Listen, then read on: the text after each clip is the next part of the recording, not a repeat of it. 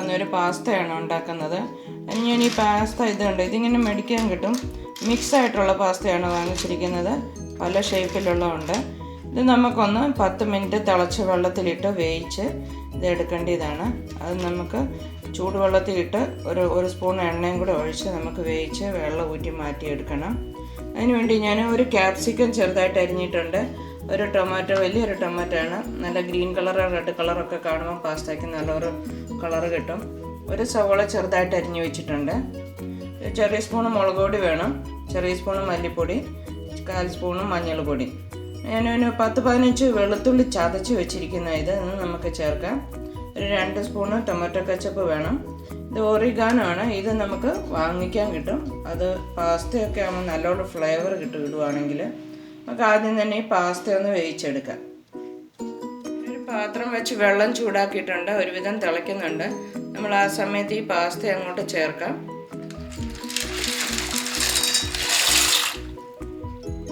ഇത് നല്ലതുപോലെ വെന്ത് കഴിയുമ്പോൾ നല്ല സോഫ്റ്റ് ആവും. നമുക്കത് ഞെക്കി നോക്കുമ്പോൾ കണ്ടാൽ അറിയാം. തിളച്ച് കഴിഞ്ഞ് നമ്മൾ ഈ പാസ്തയൊക്കെ ഒട്ടിപ്പിടിക്കാതിരിക്കാൻ വേണ്ടി നമ്മൾ 1 സ്പൂൺ എണ്ണയും കൂടി ഇതിൻ്റെ കൂടെ ചേർത്ത് കൊടുക്കും ഈ വെള്ളത്തിൽ. അപ്പോൾ അത് സമയത്ത് ഞാൻ ആവശ്യത്തിന് ഉപ്പും കൂടിയും ചേർത്ത് കൊടുക്കാം. പാസ്തയ്ക്ക് ഉപ്പും കൂടെ പിടിച്ചാലേ നമ്മൾ ഉണ്ടാക്കുമ്പോൾ നല്ല ടേസ്റ്റ് കിട്ടുള്ളൂ. ഇത് നമ്മൾ വെന്ത് കഴിഞ്ഞിട്ട് വേണം ഇത് ഊറ്റി കഴിഞ്ഞ് നമ്മൾ അതിൻ്റെ വെളിച്ചെറി തണുത്ത വെള്ളവും കൂടി ഒഴിക്കണം. അപ്പോൾ അത് നമ്മൾ പാസ്ത നമ്മുടെ ഒട്ടിപ്പിടിക്കാതിരിക്കും. സ്റ്റീലിൻ്റെ പാത്രമൊക്കെ ആകുമ്പോൾ ഇടയ്ക്കൊന്ന് ഇളക്കി കൊടുക്കുന്നത് നല്ലതാണ്. നമുക്ക് ആ സമയത്ത് നമുക്ക് ഇത് 10 മിനിറ്റ് വേകുന്ന നേരത്തെ നമുക്കതിൻ്റെ മസാലയൊക്കെ ഉണ്ടാക്കാം. ഒരു പാൻ ചൂടാക്കി ഞാനൊരു 2 സ്പൂൺ എണ്ണ ഒഴിച്ചിട്ടുണ്ട്. നമ്മൾ ഈ ചതച്ച് വെച്ചിരിക്കുന്ന വെളുത്തുള്ളി അതിനകത്ത് ചേർക്കാം.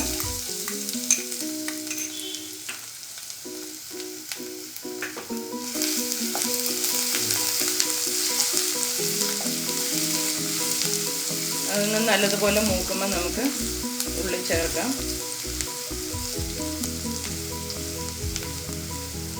ഈ സവോള കൊത്തി അരിഞ്ഞ് വെച്ചിരിക്കുന്നത് ഞാൻ ഇതിൻ്റെ കൂടെ ചേർക്കുക. ഇപ്പം നല്ലതുപോലെ ഒന്ന് വഴന്നിട്ട് വേണം നമുക്ക് തക്കാളി ചേർക്കാൻ.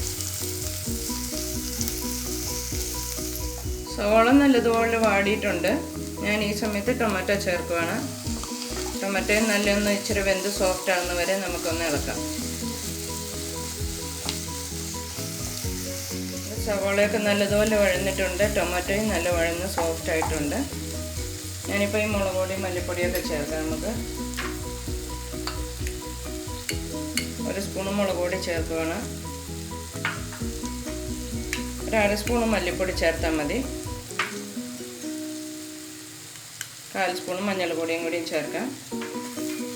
നമുക്ക് നല്ലപോലെ ഇളക്കി മുളക് പൊടിയുടെ കുത്തിലൊക്കെ ഒന്ന് മാറുന്ന പോലെ ഇളക്കാൻ 2 മിനിറ്റ്.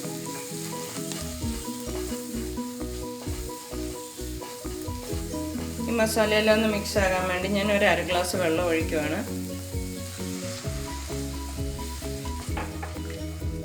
അതിൻ്റെ കൂട്ടത്തിൽ തന്നെ നമുക്ക് ഈ ക്യാപ്സിക്കം ഇപ്പം ചേർക്കാം. ക്യാപ്സിക്കം ഒത്തിരി വേവില്ല, പെട്ടെന്ന് തന്നെ വെന്ത് കിട്ടും.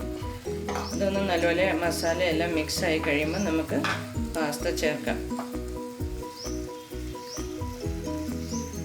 ഇവിടെ പാസ്തയൊക്കെ വെന്തിട്ടുണ്ട്. നമുക്ക് വെന്ത് കഴിയുമ്പോൾ ഇതുപോലെ നല്ല വെളുത്തിരിക്കും പാസ്ത. അല്ലെങ്കിൽ നമ്മൾ കൈ കൊണ്ടൊന്ന് നെക്കി നോക്കിയാൽ മതി, അപ്പോൾ നമുക്കറിയാം. ഇത് ഞാൻ ഇതിപ്പോൾ ഊറ്റാൻ പോവാണ്. ഈ വെള്ളം കളഞ്ഞിട്ട് ഇതിനകത്ത് ഇച്ചിരി വെള്ളം നമ്മളൊരു തണുത്ത വെള്ളം കൂടെ ഒഴിക്കണം, പെട്ടെന്ന് അങ്ങ് പാസ്ത ഒട്ടിപ്പോകാതെ. നമുക്ക് ഇതൊന്ന് ഊറ്റിയെടുക്കാം. നമ്മൾ ഗ്രേവിയൊക്കെ റെഡി ആയിട്ടുണ്ട്. ഞാൻ ഈ ഊറ്റി വെച്ചിരിക്കുന്ന പാസ്ത ഇത് ഞാൻ ഊറ്റിയിട്ട് ഇതിനകത്ത് ഇച്ചിരി തണുത്ത വെള്ളം ഒഴിച്ച് വെച്ചിരിക്കുന്നതുണ്ട്. അപ്പോൾ നമ്മുടെ പാസ്തയൊക്കെ ഇങ്ങനെ വിട്ട് കിടക്കുന്നുണ്ട്, ഒട്ടിയിട്ടില്ല. ഇത് ചേർക്കാൻ നമുക്കിപ്പോൾ ഇത് നല്ലപോലെ ഒന്ന് ഇളക്കി മിക്സ് ചെയ്യാം.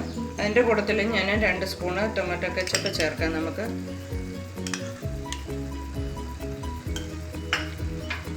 പാസ്തയ്ക്ക് നമ്മൾ ഉപ്പ് ഇട്ടാണ് വേവിച്ചത്, അത് കാരണം ഒത്തിരി ഉപ്പ് വേണ്ടെങ്കിൽ നമ്മുടെ ഗ്രേവിക്ക് വേണ്ടി ഇച്ചിരി ഉപ്പ് നമുക്കിടാം.